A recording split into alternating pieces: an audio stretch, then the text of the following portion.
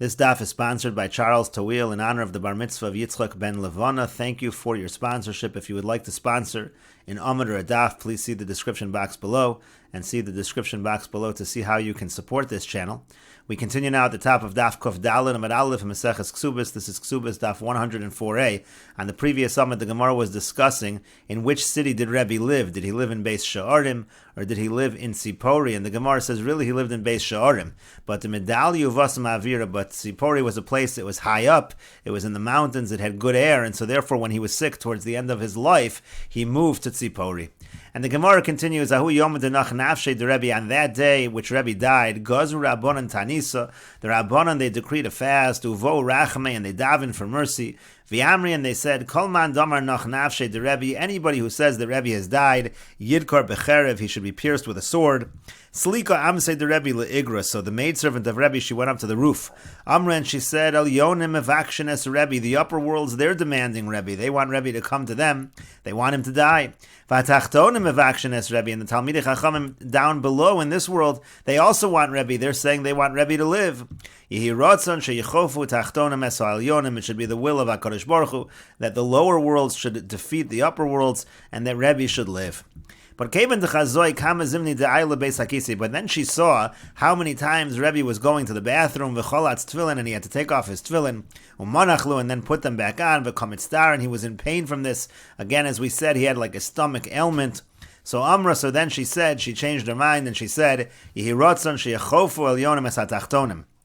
on the contrary, it should be the will of HaKadosh Baruch Hu that the upper worlds, they should defeat the lower worlds in this respect, and that Rebbe should die. But the Rabbanan, they were not quiet from davening that Rebbe should be healed. Shakla kuza shadya miigra la'ara, so she took like a jug, she took a vessel, and she threw it from the roof to the ground, ishtiku, and so then they became quiet, me'rachme, from davening for mercy, because they heard this thing fall to the ground and it distracted them. V'nach nafshe de Rebbe, and it was at that moment that Rebbe died. Amrulei Rabbanan lebar kapara, so the Rabbanan said to Bar Kapara, Zil ayin, go and see what's going on, see if Rebbe is still alive. Azal ashkechei denach nafshe, he went and he found that Rebbe had died. Kare lelevushe, he tore his garment. V'ahadre lekare lachor, and he turned the tear to its back so that they wouldn't notice that he had torn kriya. Pasach v'yomer, and then when he saw them, he opened his mouth and he said, Areilim u'mitzukim. You have the Areilim, which is a reference to the angels, the Mitzukim, those who are righteous, a reference to the righteous Tzadikim. So Achzu ba'Aron HaKodesh, they both have grabbed onto the Aron HaKodesh. That was a symbol for Rebbe, meaning to say that Tzadikim in this world and the angels in the upper worlds, they're both fighting over Rebbe. Nitzchu Areilim es HaMitzukim. And so he said that the Areilim have defeated the Mitzukim, the angels have won, V'noshba Aron HaKodesh, and the Aron HaKodesh has been captured. So Amrulei, so when they heard that, they said to him, the sages said to Bar Kapara, Noch Nafshe, that means that he died. Amar Lahu, so Bar Kapara said to them, Atun ka amrisu, va'ano lo ka amina. You're the ones that said it, I did not say it, again, because they had decreed that no one should say that Rebbe has died. B'shas petiraso shel Rebbe, at the time of the death of Rebbe, Zokaf eser etzba'osav klape malo, he straightened out his 10 fingers towards the heavens. Amar, he said, Ribono shel olam, Master of the world, Goloi v'yadua lefanecha she'agati be'eser etzba'osai. It is revealed and known in front of you that I have toiled with my 10 fingers, b'Torah, in the learning of the Torah. Below nanesi afilu be'etzba'katan, and I haven't even benefited from it, even with my small finger. Yehi ratzon milfanecha she'yeh shalom b'menuchasi. It should be the will before you that there should be peace in my rest. Yotzta baskol v'yomer, and a baskol came out and said, Yavo shalom, he should come in peace. Yanucha mishkavosam, and they should rest upon their beds, upon their coffins. Al mishkavcha miboile, and the Gemara says it shouldn't say it in plural. Why does it say al mishkavosam, that they should rest where they're lying down? It should say it in singular, just like the beginning of the pasuk.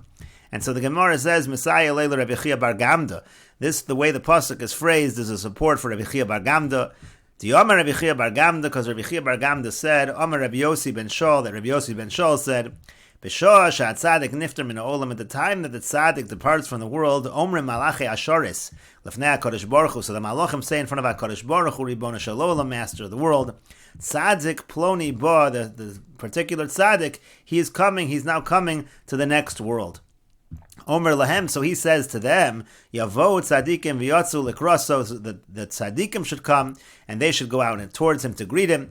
V'yomrim lo, and they should say to him, Yavo b'shalom, they should say that he should come in peace, and yanuchu al mishkavosam, and then they should rest where they lie. In other words, means to say that plural is a reference to the tzadikim that are coming out to greet the tzadik who has just died. And the Gemara continues, Amar Rebbe Elazar says, B'shah sha'tzadik nifter min ha'olam, at the time that the tzaddik is departing the world, shalosh kitos shel malachei asharis yotzos likraso, there are 3 groups of angels that go out toward him, achas omeres lo, bo b'shalom, one of them says, come in peace, v'achas omeres holech nichacho, another one says, you should walk upright, v'achas omeres lo, another one says to him, yavo shalom yanucha mishkavosam, again, come in peace, rest upon where they lie. Now, at the time that the wicked, when they are destroyed from the world, so there are 3 groups of angels of destruction that go out towards him. Achas omeres ein shalom, one says there is no peace, meaning to say there's no peace for the Rishoim. Amar Hashem l'Rishoim, that's what Hashem says to the Rishoim. V'achas omeres lo l'matzei v'yishkav, another one says to him that he should go and he should lie in sadness. V'achas omeres lo ridov v'hashkavu esarelim, he should come down and he should lay among those who are not circumcised. And the Gemara continues with the Mishnah, Kol zman shi beveis avia, any time that the widow is in the house of her father, so gova ksubasa liolam. So still, even if she hasn't collected even forever, she can still collect the ksuba.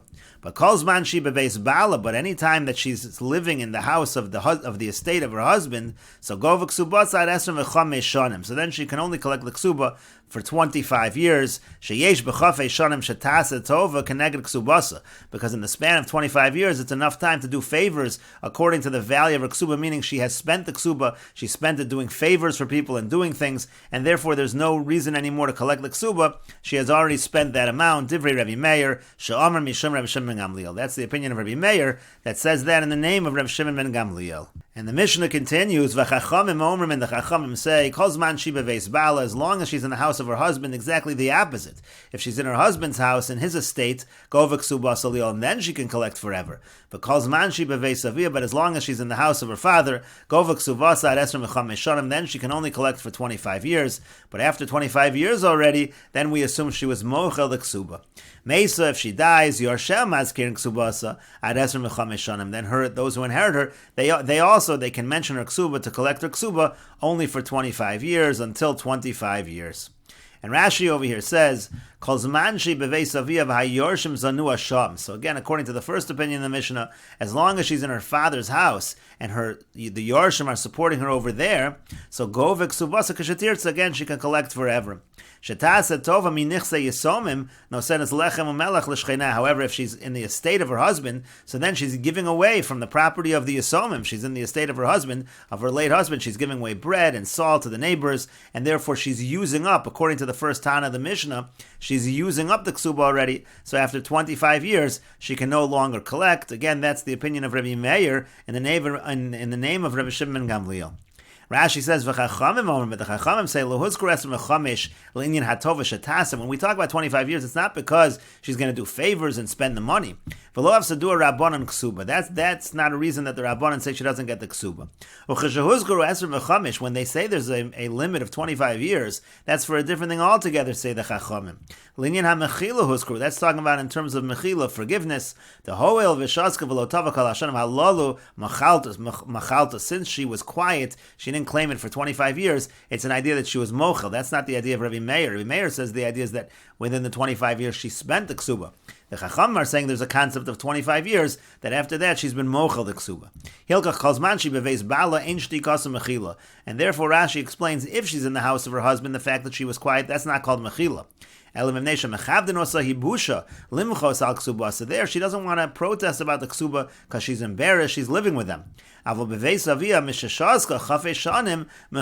she's in the house of her father already 25 years, she's quiet, that's already mechila, that shows she doesn't want the ksuba.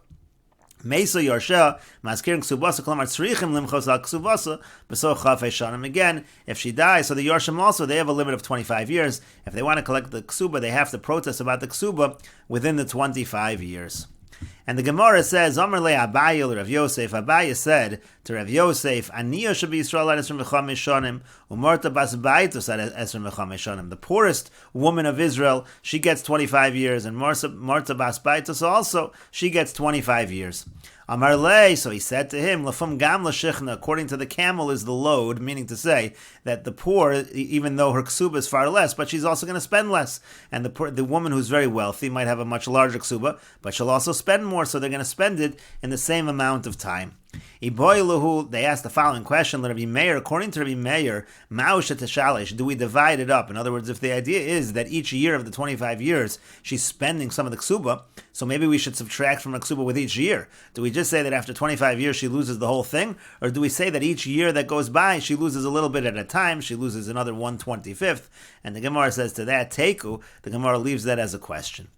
And the Gemara continues at the two dots. The Mishnah said, "V'chachamim omrim kol zman." Again, the Chachamim say that really has to do with the fact that if she's beveis aviyah, so then she has 25 years, because otherwise we assume that she was mochel.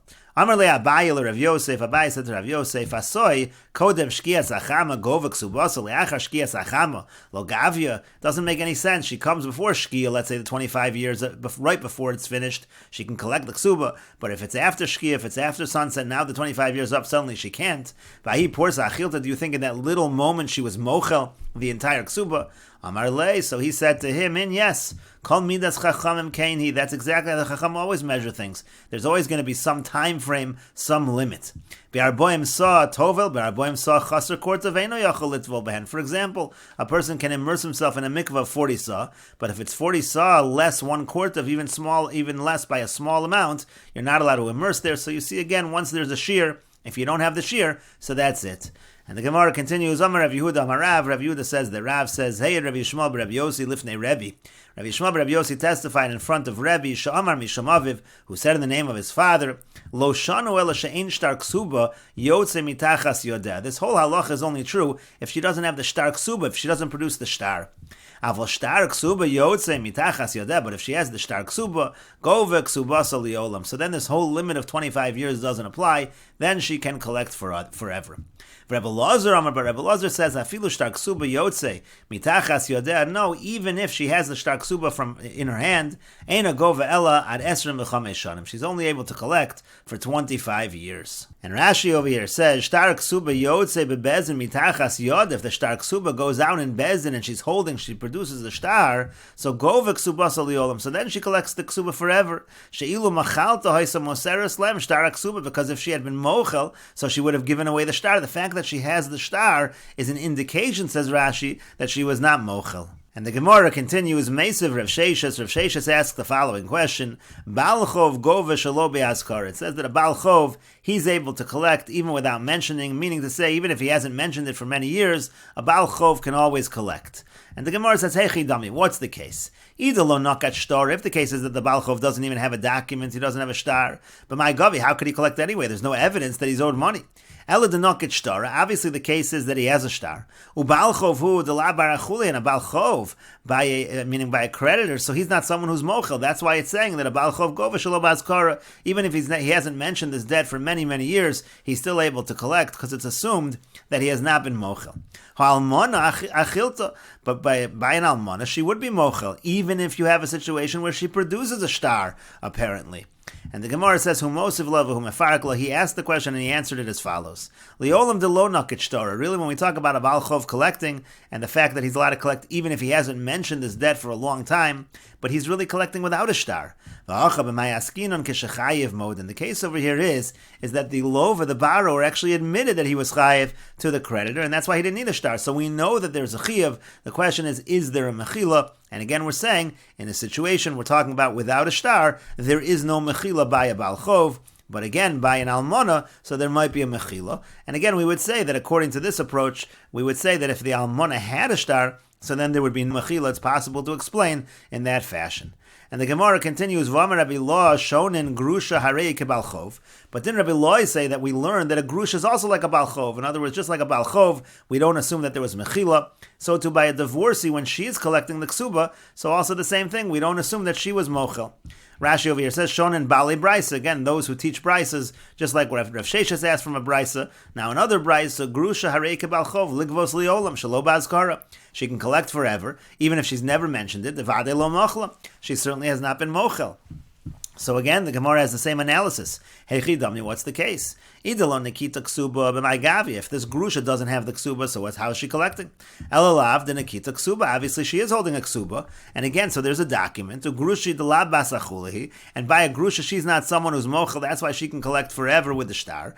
Almona chilta, but it comes out that an almona, even with a star, is going to be mochel. So it seems to indicate that even with a star, there's this limit of 25 years for an almona. And the Gemara gives the same answer. Hachanami here also, keshachayev mode. The case over here is that the person admitted that she had not yet accepted the ksuba. It's not that she's holding a star. When we say that this grusha is able to collect forever, it's a situation where she does not have a star. And the Gemara continues, Amar Rav Nachman bar Yitzchak. Rav Nachman bar Yitzchak says, Tani Rav Yehuda bar Koza b'masnisa devei bar Koza. Rav Yehuda bar Koza taught in the Brais of the Yeshiva bar Koza, Tava ksubas, if she claims her ksuba, and we'll continue with this discussion in the next video on Daf Kuf Dalid Amud Beis.